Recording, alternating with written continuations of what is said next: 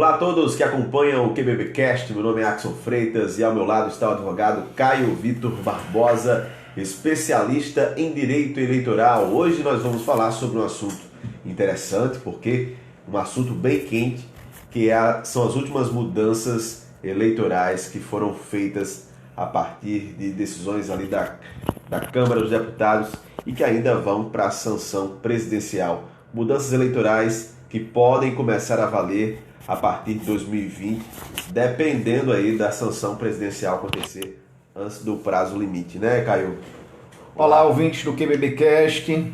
Vamos falar sobre isso, Axon.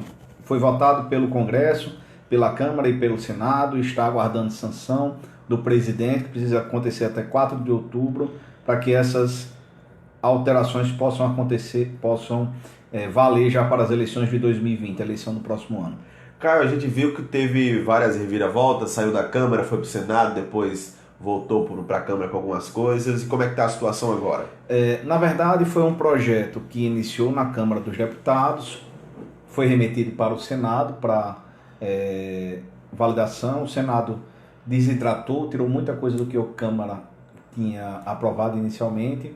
E no retorno para a Câmara dos Deputados, vamos dizer assim, houve a reinclusão de muitos aspectos jurídicos que tinham sido inicialmente aprovados. Então, agora aguarda a sanção presidencial para que possa valer para as eleições de 2020. E o que é que a Câmara queria inicialmente?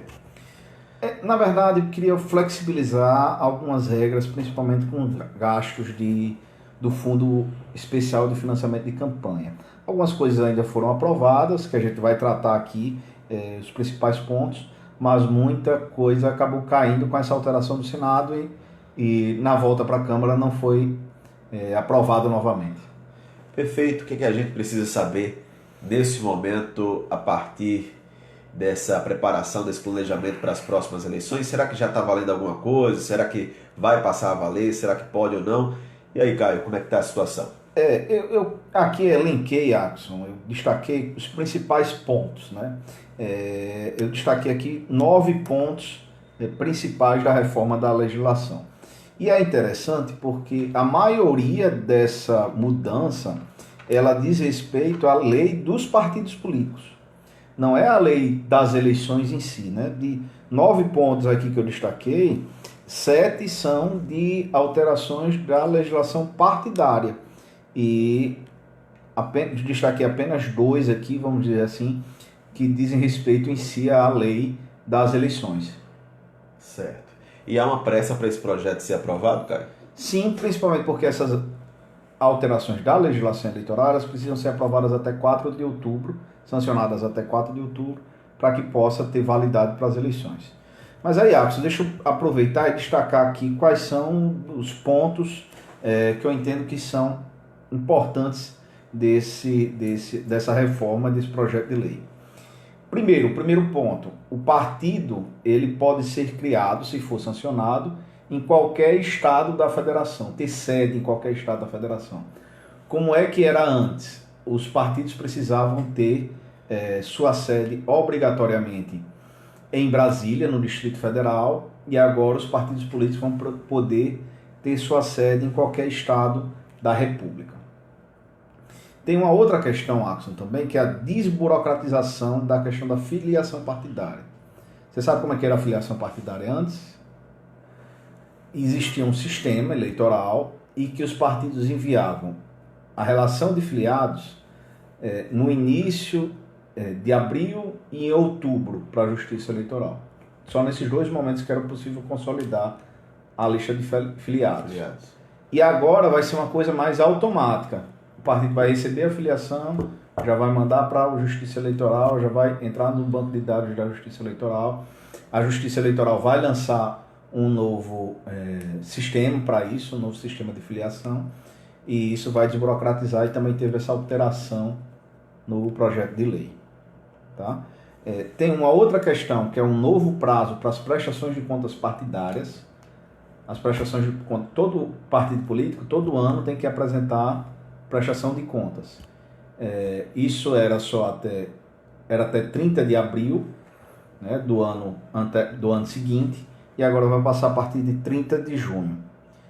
Tem uma questão que foi alterada sobre a sanção do fundo partidário. Os partidos que têm contas reprovadas, eles ficam um período sem receber recursos do fundo partidário.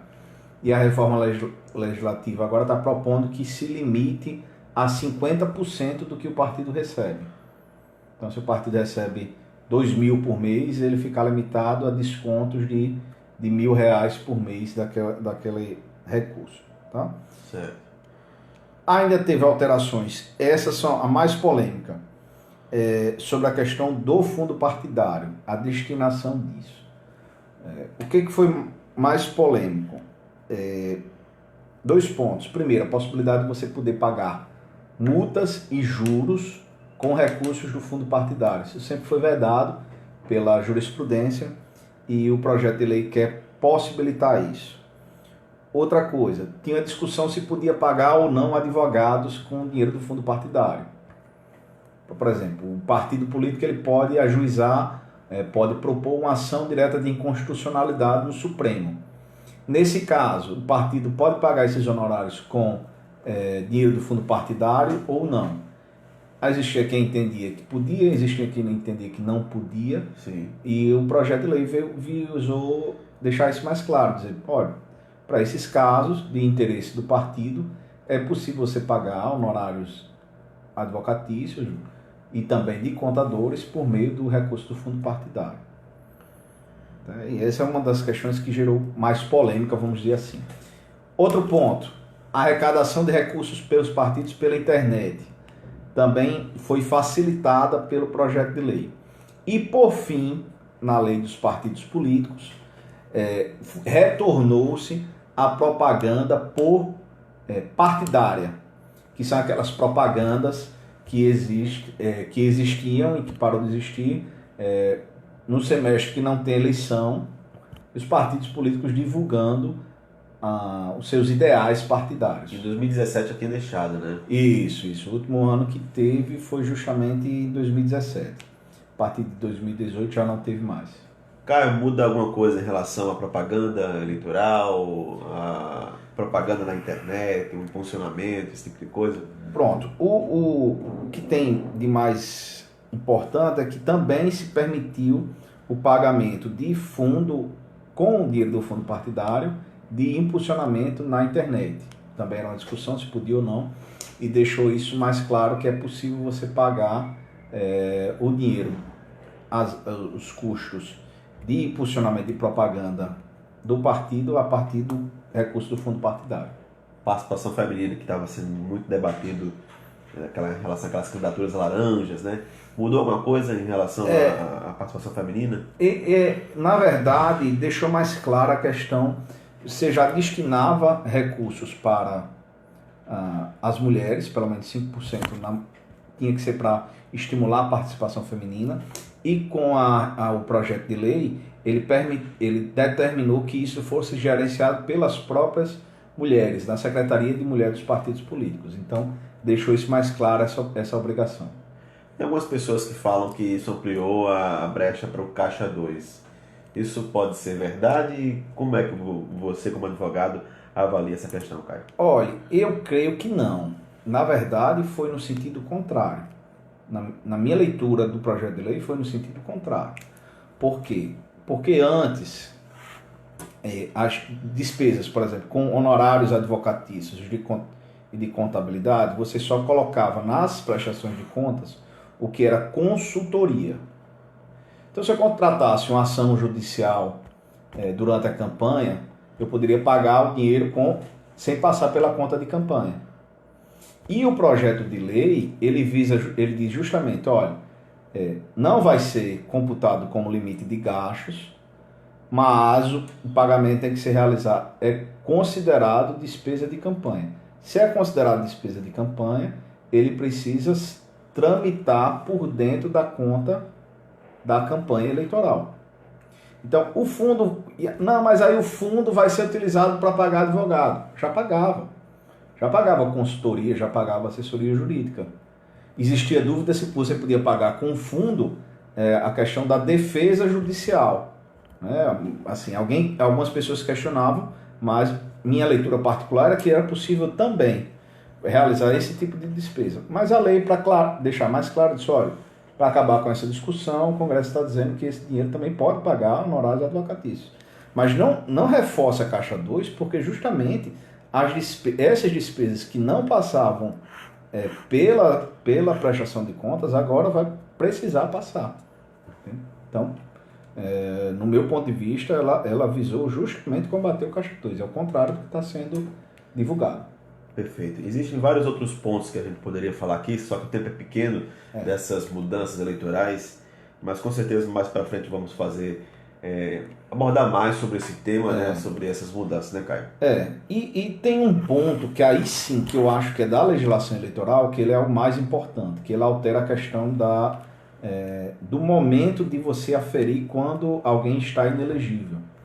Porque isso, tradicionalmente, sempre você diz, se você estiver inelegível durante a campanha eleitoral, você não vai poder se tornar, não vai poder ser candidato. E aí o que acontece? Houve uma alteração que, na prática, ele vai aferir isso no momento da posse. E muitas das disposições da lei da ficha limpa, que não foi alterada, foi alterada a lei das eleições, ela diz que é 8 anos a partir da eleição. Antes era no momento do pedido do registro. Isso, justamente. E agora, se a pessoa ficar elegível até a posse, ela vai poder concorrer. E o que é que vai acontecer na prática? Muitas sanções que eram de 8 anos, 2 eleições, na prática vai ficar só como uma eleição. Porque quando chegar nos 8 anos, já vai ter passado o prazo no momento da posse. Então a pessoa vai poder concorrer. Então esse é um ponto que, apesar de não estar sendo muito debatido, eu acho que é o ponto mais, vamos dizer assim, complicado da reforma legislativa que foi aprovada pelo Congresso, porque aí sim ela vai mitigar significativamente a questão da aplicação da lei da ficha limpa. Então, não sei se isso vai ser sancionado, precisa aguardar a decisão do presidente, mas esse sim é um ponto relevante a ser destacado. Tem muita pressão em cima do governo federal? Certamente, né? Porque, assim, tem pressão por outros aspectos. O pessoal está falando muito sobre fundo partidário, etc., mas o fundo partidário não foi criado. Há, de fato, uma alteração para aumentar a destinação, mas também o que está sendo traduzido por muita gente é como se o fundo partidário, o fundo eleitoral estivesse sendo criado para essa eleição. Não está. Há uma majoração significativa, aí tem sim, mas eu creio que o maior problema desse projeto legislativo é justamente essa questão da ficha limpa ser mitigada, ser reduzida a sua eficácia. E a gente vê pouca gente tratando sobre isso. Perfeito, Caio. Muito obrigado por abordar aqui esse tema tão bem. E a gente espera que todo mundo fique ligado, né, com esse tema para não ser pego de surpresa. E tem que saber também se vai ser sancionada ou não. Acompanhar. Há tempo, né? Acompanhar aí os próximos passos. A gente quis adiantar para nossa audiência saber os principais pontos que foram discutidos. Então, agradecer ao pessoal do QBBcast. Muito obrigado. Valeu, pessoal. Até a próxima. O próximo episódio é o 27º e a gente espera você aqui no QBBcast.